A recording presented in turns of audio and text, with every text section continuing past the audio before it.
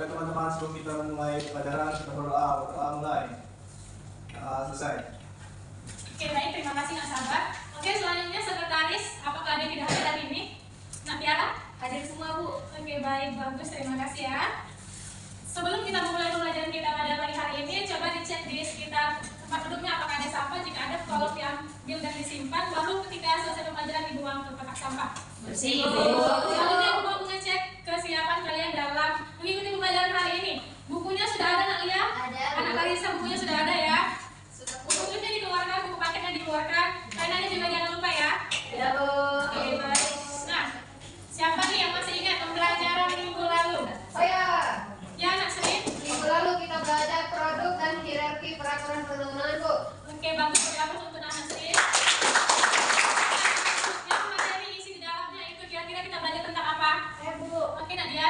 jadi kemarin itu minggu lalu kita belajar terkait produk dan hierarki peraturan perundang-undangan, kemudian harmonisasi dan sinkronisasi peraturan perundang-undangan, dan juga hubungan Pancasila dengan peraturan perundang-undangan. Oke bagus, benar sekali ya apa yang dikatakan oleh Nadia. Nah, satu lagi nih ada pertanyaan.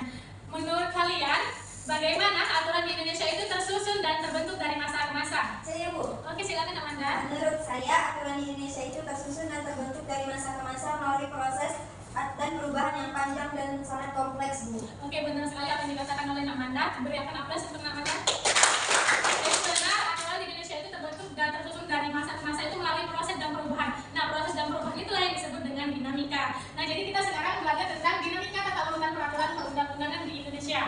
Baik, sebelum memulai pembelajaran kita hari ini, Ibu ada sedikit kata-kata motivasi untuk kalian. Nah, jadi mari tanamkan semangat di hari hati kita karena ini bukan hanya sekedar pelajaran, tetapi juga alat untuk menjadikan kalian anak-anak yang lebih bijak untuk membedakan mana aturan yang lebih tinggi kedudukannya dan bagaimana hal tersebut saling mempengaruhi untuk memajukan kemajuan Indonesia. Baik, kita masuk ke tujuan pembelajaran.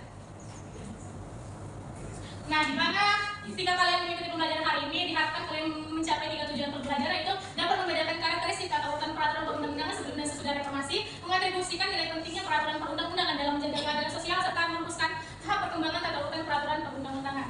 Oke, kita masuk ke materi yang pertama.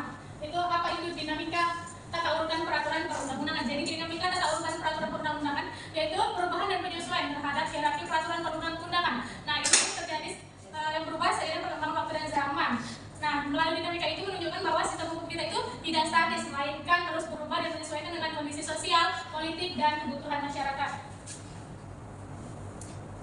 Nah, langsung saja kita masuk ke dinamika tata urutan peraturan perundang-undangan pada masa awal kemerdekaan, yaitu tahun 1945 sampai 1959. Nah, sistem hukumnya itu masih berpedoman pada Undang-Undang Dasar 1945 dan aturan kolonial Belanda. Nah, dinamikanya ada Komite Nasional Indonesia Pusat sebagai badan legislatif sementara. Adanya perubahan ke sistem parlementer, ditandainya adanya kabinet Syahrir, lalu pembentukan partai politik, pemberontakan PKI Madiun, PRRI atau Permesta. Anak-anak ada yang tahu panjang dari PRRI itu apa?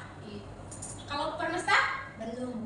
Jadi PRRI itu adalah apa? Singkatan dari Pemerintahan Revolusioner Republik Indonesia, sedangkan Permesta itu Perjuangan Semesta. Nah, jadi PRRI itu adalah PRRI dan Permesta itu adalah dua gerakan separatis yang terjadi di tahun akhir 1950 sampai 1960-an yang terjadi ketika karena mereka itu memusatkan pembangunan di beberapa wilayah saja. PRRI itu memusatkan pembangunan di daerah Sumatera Barat, sedangkan Permesta itu di Sulawesi Utara. Selanjutnya ada transisi ke Republik Indonesia Serikat pada tahun 1950, lalu kembali lagi ke NKRI dengan Undang-Undang Dasar Sementara pada 1950. Nah, ada tantangannya seperti ketidakstabilan politik, ekonomi, keamanan, pemilu 1955, serta kegagalan konstituante. Adapun dekret presiden tahun 1959 yang mengembalikan kita ke Undang-Undang Dasar 1945. Nah, selanjutnya demokrasi terpimpin dan orde lama pada tahun 1959 sampai 1966. Perlu anak-anak ketahui bahwa pada tahun inilah pertama kali dibuat hierarki hukum yang jelas yang sesuai dengan ketetapan MPRS nomor 20 tahun 1966. Nah, adapun tata urutannya yaitu pertama Undang-Undang Dasar, kedua ketetapan MPR, tiga undang-undang atau peraturan pemerintah pengganti undang-undang, yang keempat peraturan pemerintah, yang kelima keputusan presiden, dan enam peraturan pelaksana lainnya seperti peraturan menteri, instruksi menteri, dan lain-lain. Nah, dinamikanya sendiri ada pengaruh komunisme, penyimpangan ideologi seperti Nasakom, reproduksi permanen, presiden seumur hidup, demokrasi terpimpin yang otoriter, pelanggaran konstitusi, pembubaran DPR, penetapan presiden serta pemberontakan G30 SPKI. Ada tritura. Anak-anak ada yang tahu nggak panjang dari tritura? Belum tahu ya?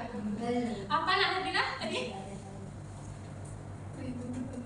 Oke, jadi kalau tri itu berarti 3. Berarti ada 3 tuntutan rakyat. Di mana 3 tuntutan rakyat itu disuarakan melalui demonstrasi oleh mahasiswa dan pemerintah karena pemerintah pada tanggal 10 Januari 1946. Hal itu dipicu karena krisis politik ekonomi yang terjadi pasca gerakan G30 SPKI. Jadi gerakan G30 SPKI itu sangat berpengaruh pada anak-anak.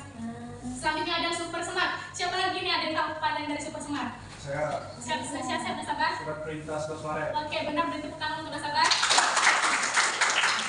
Super Smart adalah panjangan singkatan dari surat perintah 11 Maret, di mana itu merupakan dokumen penting dalam sejarah Indonesia, di mana itu ditandatangani langsung oleh presiden kita, Soekarno, presiden kita pertama. Itu tuh yang memberikan mandat kepada jenderal kita, yaitu Soeharto, yang pada saat itu menjabat sebagai menteri atau panglima angkatan darat. Nah itu tuh dia tuh memberikan mandat kepada jenderal Soeharto untuk kira-kira dia tuh disuruh untuk melakukan apa saja yang kira-kira bisa digunakan untuk memperbaiki keadaan politik kita pada pasca gerakan G30 SPKI. Selanjutnya itu ada tantangannya, yaitu ketidakstabilan ekonomi, politik, pergantian sistem liberal dan komando. Oke, selanjutnya itu masa Orde Baru tahun 1966 sampai 1998. Kalian udah lahir belum pada tahun itu? Oke, jadi perkembangan ilmu hukum itu mengakibatkan pembaruan hukum, termasuk perubahan dalam hierarki peraturan perundang-undangan. Nah, seperti yang dikatakan Mas Nur Marzuki pada tahun 2016, setidaknya kita tuh mengalami 3 kali perubahan struktur dan hierarki peraturan perundang-undangan pasca reformasi, yaitu sesuai dengan ketetapan MPR nomor 3 tahun 2000, Undang-Undang nomor 10 tahun 2004 dan Undang-Undang nomor 12 tahun 2011.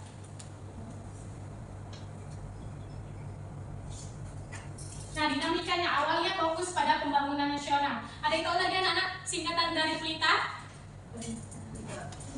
Panjangannya? Oke, anak-anak seharusnya nanti kalian belajar ya tentang singkatan-singkatan yang ada di dalam pembelajaran kita. Itu tuh sangat penting ya anak-anak. Jadi PLITA itu adalah singkatan dari pembangunan 5 tahun yang merupakan program negara yang dituangkan dalam garis-garis besar haluan negara. Selanjutnya itu ada sidang istimewa tahun 1967 yang mengangkat Soeharto, pemilu pertama pada tahun 1969 serta krisis moneter tahun 1998. Nah, tantangannya ada otoritarianisme, manipulasi Pancasila dan P4, korupsi, kolusi dan nepotisme serta ketimpangan sosial ekonomi. Selanjutnya itu masa reformasi tahun 1998 sampai sekarang. Lahir undang-undang baru seperti Undang-Undang nomor 10 tahun 2004, Undang-Undang nomor 12 tahun 2011 yang dilimpahkan kepada Undang-Undang nomor 13 tahun 2022 serta hierarki hukum yang terbaru seperti yang bisa kalian ikuti anak-anak Undang-Undang 1945, KPR, Undang-Undang Perpu, Peraturan Presiden, Peraturan Pemerintah, Peraturan Presiden, Perda Provinsi serta Perda Kabupaten Kota.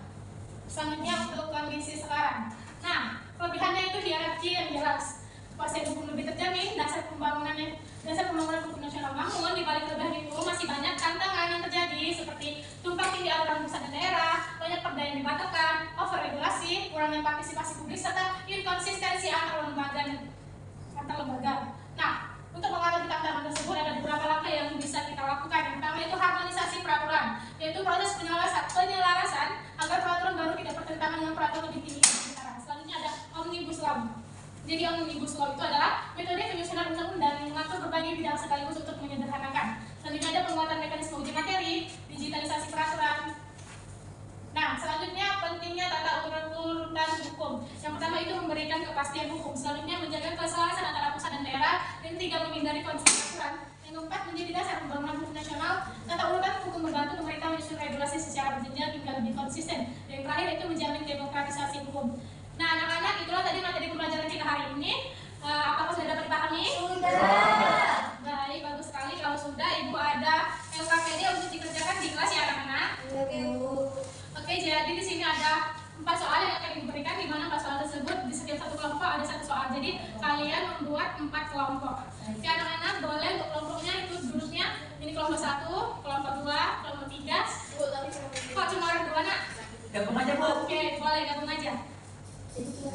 Pakai 3 kelompok aja nggak apa-apa. Oke, makasih. Silakan dibentuk kelompoknya 3 kelompok saja tidak apa-apa. 3.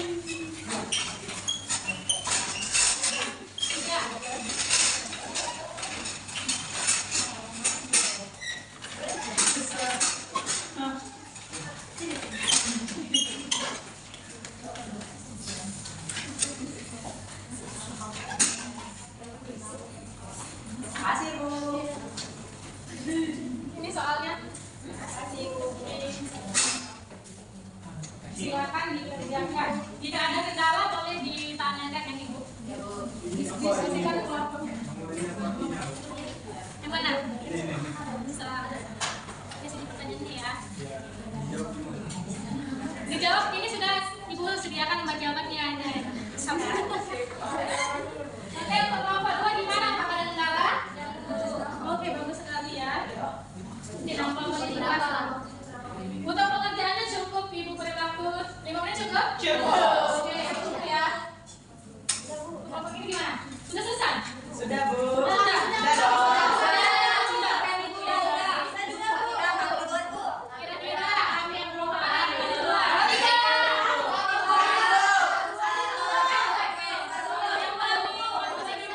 Jadi kelompok yang belakang sekali.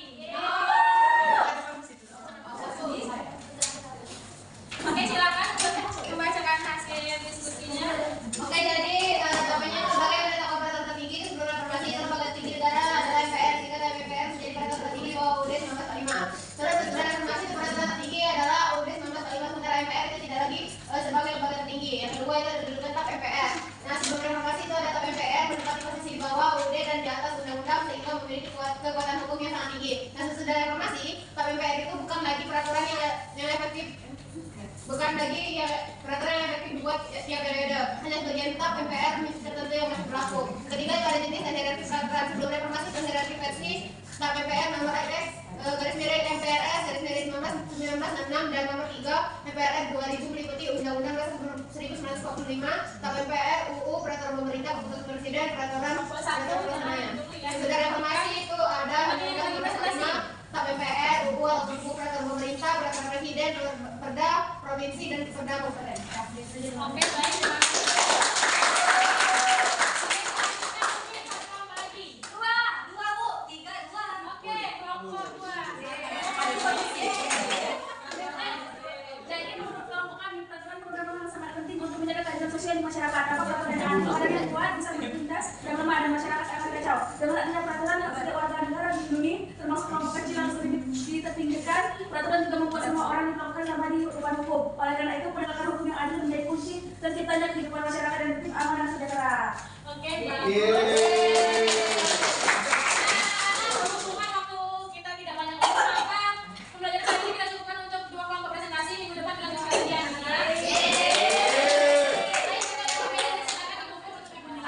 Kasih Bu.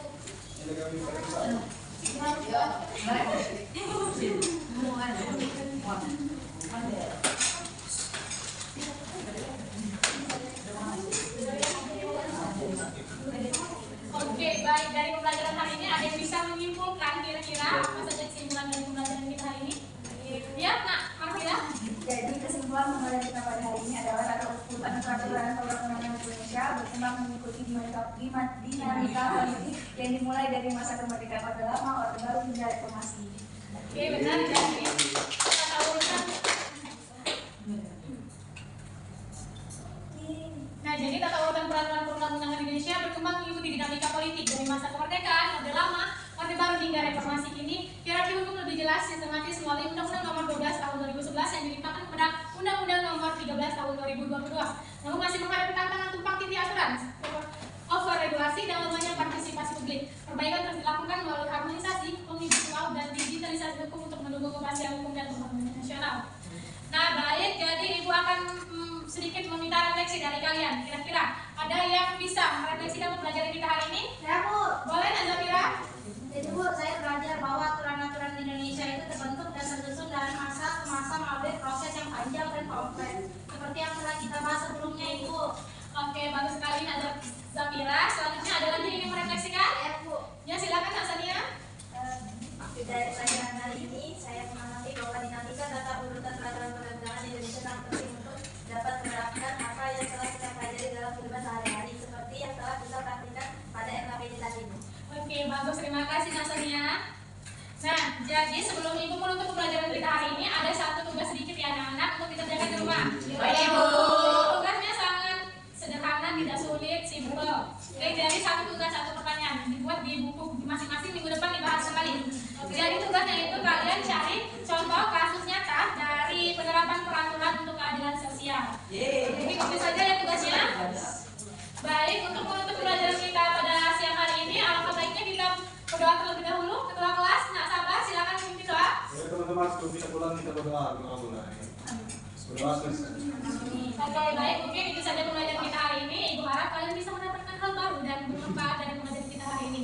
Oke, Bu. Amin. Kalau banyak salah, Ibu mohon maaf ya. Saya Ibu akhiri.